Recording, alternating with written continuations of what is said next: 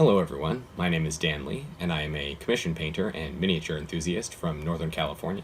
And in this video, I'm going to show you guys how I painted this Imperial Knight.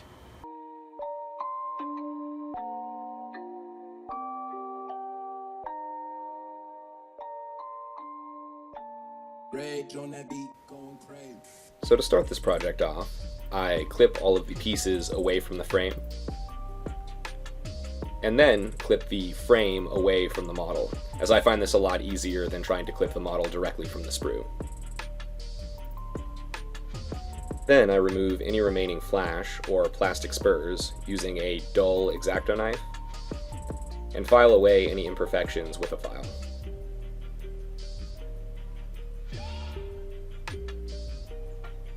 Then, once the pieces are clean, I use plastic glue to stick them all together.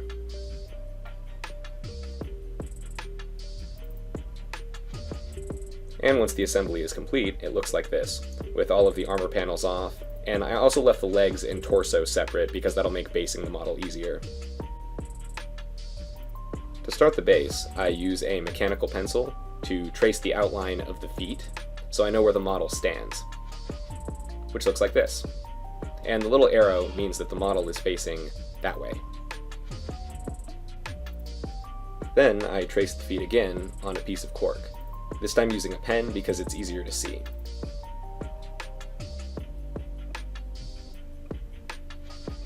And once the feet are marked out, I trace in some cracks where I'm going to break the cork.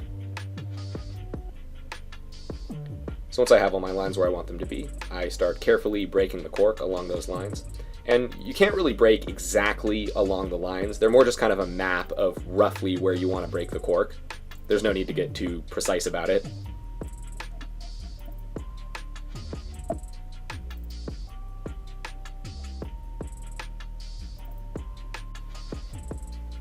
I continue breaking up the cork, and using super glue, I adhere the pieces to the base.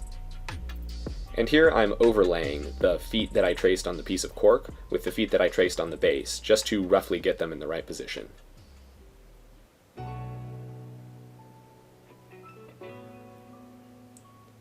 Then this is an additional step, but I use some pliers to bend up a piece of copper tubing, and then glued it to the base to make it look like the fractured concrete had exposed some piping or something along those lines. For the next step, I use some PVA glue and apply it everywhere where the base is still plain.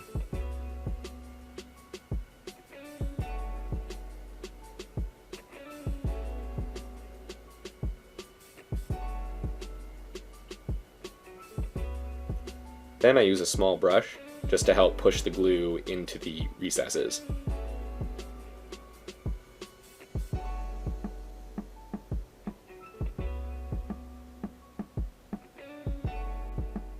Then, using a mix of gravel and hobby sand, I sprinkle it all over the glued areas to look like debris or perhaps the ground that's underneath the concrete. And for doing a base this large, I would highly recommend that you do this in sections, that way your glue doesn't start to dry while you're applying it.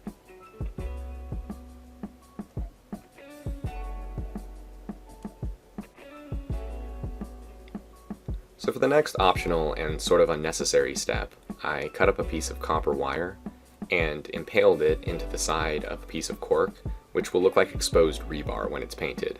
Like I said, this isn't terribly important, but it just adds a little bit of three-dimensionality to the base. Once I had that piece completed, I then attached it to the main base at sort of a 45-degree angle using super glue. After everything was dry, I came in with a 50-50 mix of PVA glue and water and brushed it all over the cork and gravel areas to seal in any loose sand and to reinforce the cork, since if you don't do this step, cork tends to be pretty fragile and it can chip and flake while it's being handled, and you really don't want that happening after you've painted it. So now that all the assembly is complete, it's time to start painting. And for this, I start off with a pretty solid base coat of Badger Stynylrez Black Primer. And here's the reference photo of a kind of broken road that I'm going to be basing the base off of. And so to achieve this color scheme, I'm going to be using Mechanica Standard Gray, Avalanche Sunset, Cold Gray, and Dark Flesh Tone. I use the Mechanica Standard Gray to paint the surfaces of the concrete, but I'm still leaving a lot of black in the recesses and some on the surface as well. You may also notice that this is a different base. That's because some of my footage of painting the actual base corrupted, but I use the exact same method here.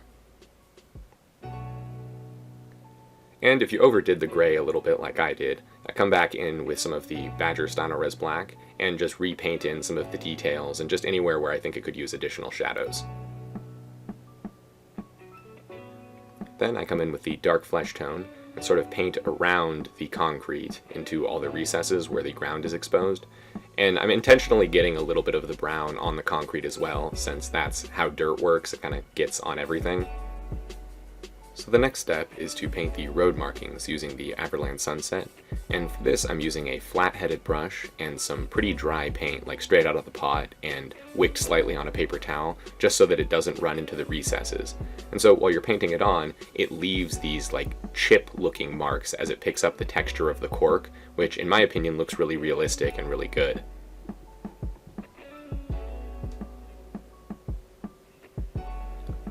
Then I come in with the Cold Gray highlight color and dry brush it all over the edges of the cork, which is now perfectly sturdy because I applied that wash of PVA glue during the assembly step.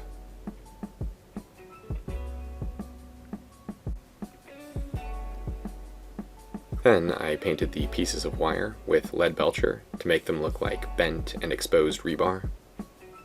And as an afterthought, I came back in with the Dark Flesh Tone to add some more dirt to the base and to get a little bit of that brown color on the yellow. And the final base looks like this.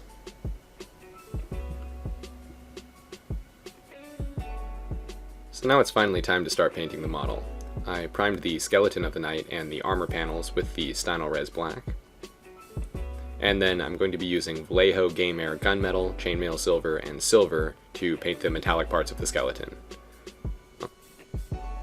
I sprayed the gunmetal, which is a very dark, almost black metallic color, all over the knight at about a 45-degree angle to start building up the metallics.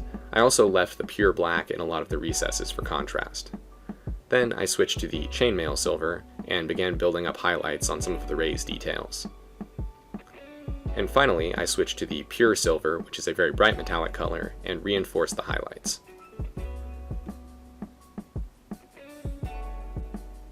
For the muzzle burn on all the gun barrels, I used Tamiya Clear Blue, Druchii Violet, and black ink. I started by using the Tamiya Clear Blue to paint about halfway down each of the barrels. And I did a couple coats of this because it tends to be fairly thin and I wanted to build up some opacity while still allowing the silver to show through.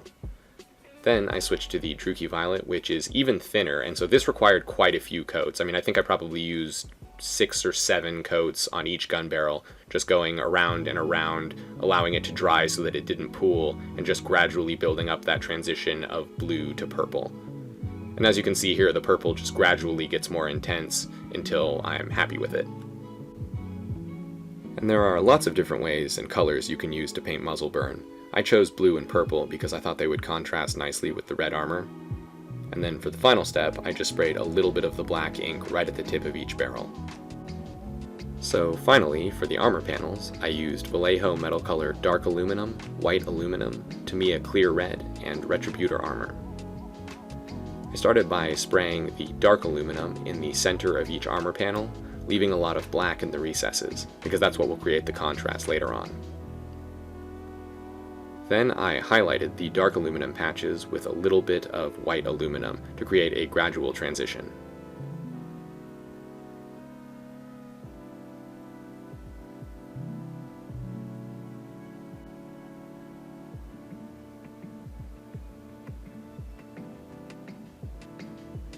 Then finally, for the exciting part, I used the Tamiya Clear Red to base coat each of the armor panels.